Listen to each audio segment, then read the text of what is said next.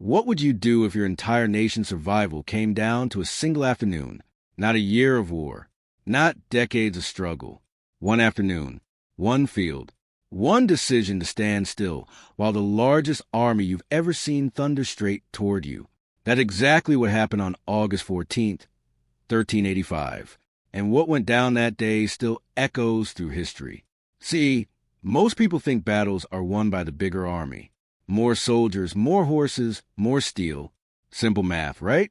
But every now and then, a fight comes along that proves otherwise. A moment where discipline beats numbers, where patience destroys power, where a small group of determined men turn the earth itself into a weapon, a narrow stretch of Portuguese soil. Summer heat pressing down on everything. On one side, Castile's war machine, tens of thousands of soldiers, elite cavalry that had crushed opponents across the Iberian Peninsula, noble banners snapping in the wind, an army so confident they believed this whole thing would be over by sunset.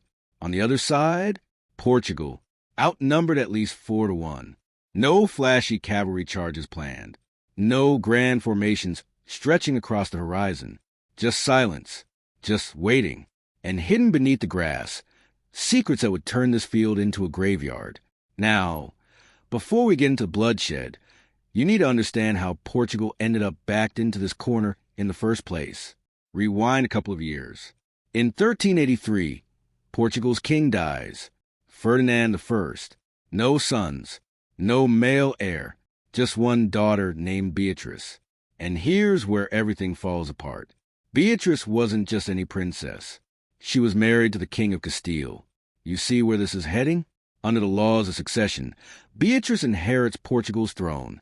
But since she's married to Castile's ruler, that means Castile essentially absorbs Portugal without swinging a single sword. No invasion required, just paperwork. A marriage contract becomes a death sentence for Portuguese independence. Some people in Portugal accepted this.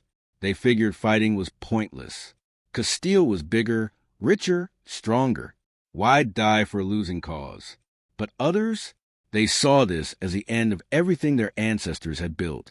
Portuguese language erased, Portuguese laws rewritten, Portuguese interests forgotten, their kingdom reduced to a footnote in Castile's expanding empire. The country split. Families turned against each other. Cities argued. And while Portugal tore itself apart over what to do, Castile didn't wait around. They marched in. Soldiers crossed the border claiming to protect Beatrice's legal rights. That's how they framed it. Protection. But protection doesn't usually come with siege weapons. Lisbon got surrounded. Disease spread. People starved. What had started as a constitutional crisis now felt like conquest. Out of this chaos rose one man who changed everything. João, master of the Order of Avish, the illegitimate son of a former king. On paper, his claim to the throne was weak, almost laughable. But in a moment when legal arguments favored Castile, João represented something more powerful than bloodlines. He represented resistance.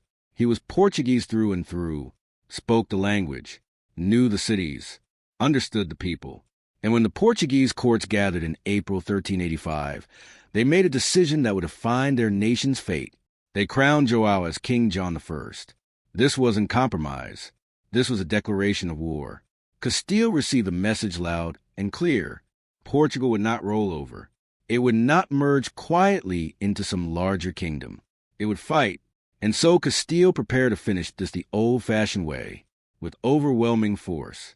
By summer, their army had swelled to somewhere between 25 and 30,000 men, veteran infantry, professional knights, heavy cavalry that moved like rolling thunder. This wasn't an expedition.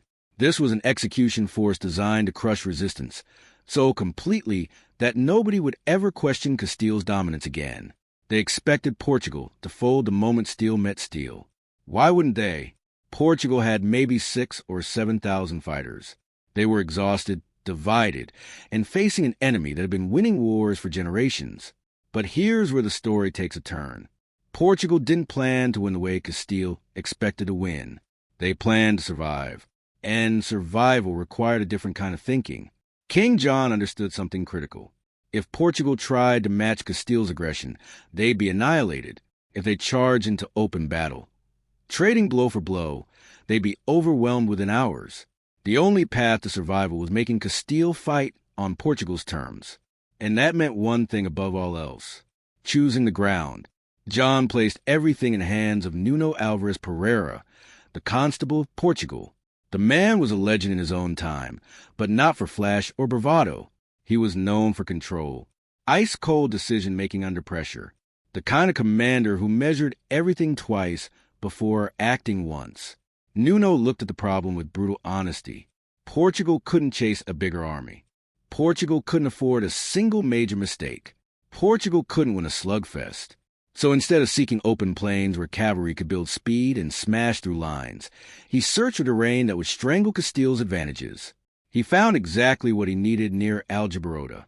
The ground rose slightly on Portugal's side. The approaches narrowed. Every path toward the Portuguese position funneled attackers into tighter and tighter spaces. This wasn't dramatic landscape. It was subtle, but subtle was enough. Then came the real preparation, the kind that doesn't appear in glory-filled paintings. Ditches were carved across the most likely attack routes, not deep chasms, just enough to catch a horse's leg at full gallop. Pits were scattered in patterns designed to disappear under grass and shadow. Wooden stakes were driven into the soil at angles that would stop a charging warhorse cold. Every single obstacle had one purpose: steal speed, because speed was what made Castile dangerous. Take away their momentum, and you take away their power. Portuguese infantry received simple instructions: don't charge, don't chase, lock shields, hold position, protect the man beside you, step back only when ordered. These weren't complex tactics. They were survival rules repeated until they became instinct. Archers were positioned to punish crowding.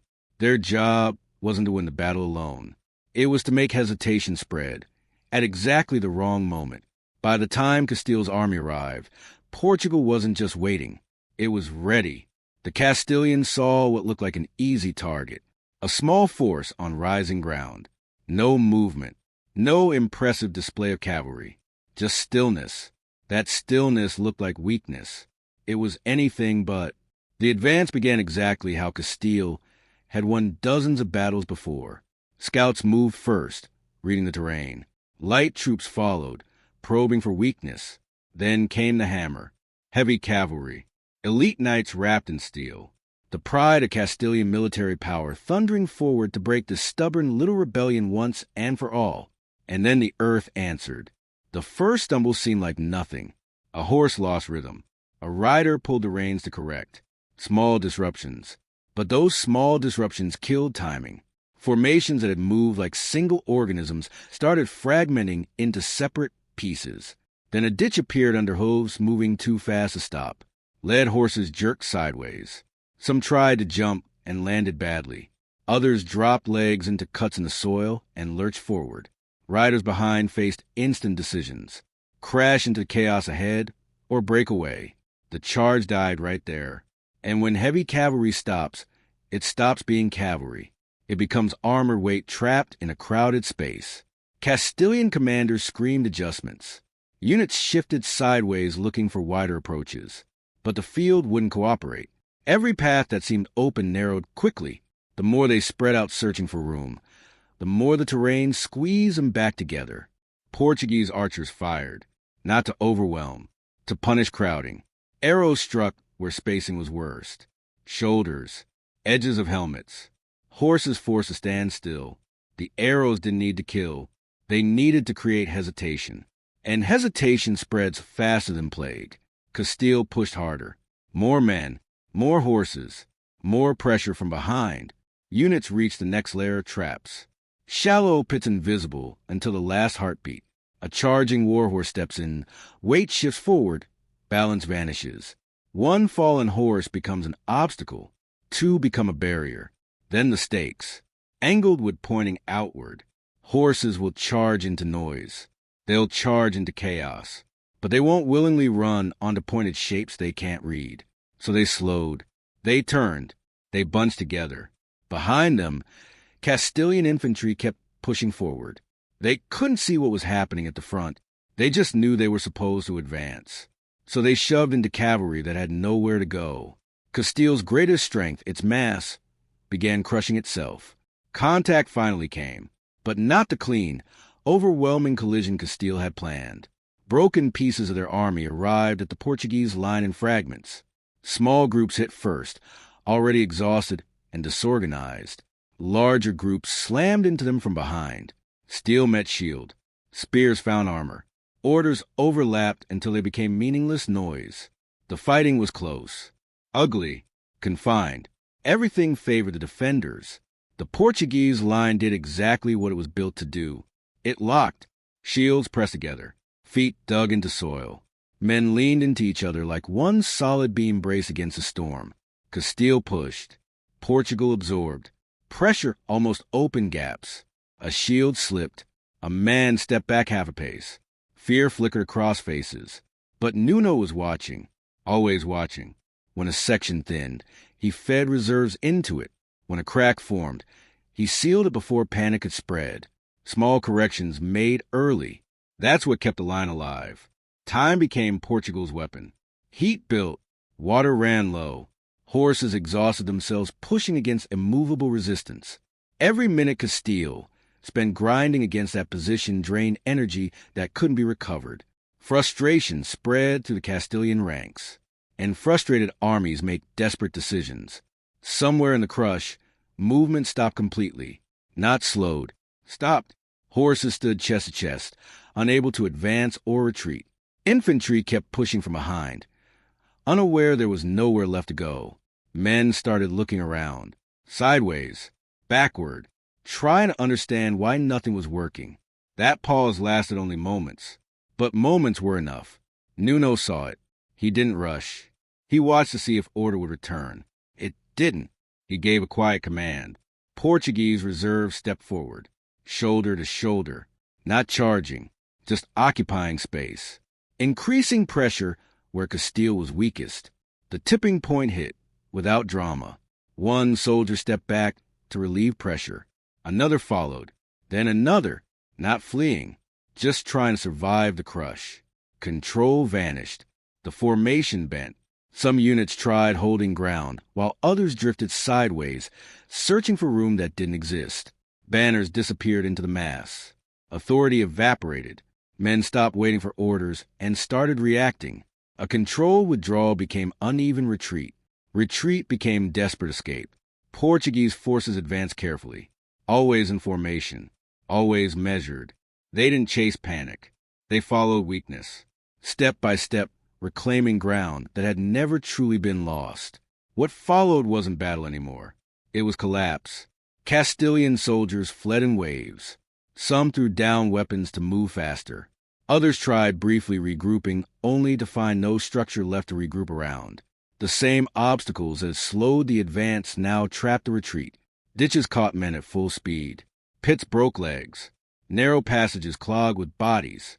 Horses panicked. Riders lost control. Men were trampled by their own allies. By the time the sun started dropping, the story was written in blood across that field. Portugal's line still stood.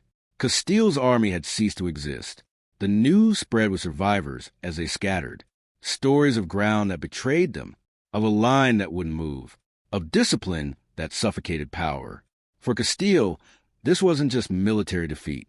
It was psychological devastation. An army that believed itself unstoppable had been broken by patience and preparation. For Portugal, the meaning was immediate and absolute. The threat of absorption ended that afternoon. King John I ruled a nation that finally knew it could survive. The celebration didn't come with cheers and triumph. It came with silence. The kind of silence that follows understanding. Portugal hadn't simply won a fight. It had secured its future. What happened at Aljubarrota echoes through centuries because it proves something uncomfortable for powerful nations. Numbers alone guarantee nothing. Strength without control becomes liability. And an army that cannot move cannot win. Portugal survived not because it was stronger. It survived because it refused to break.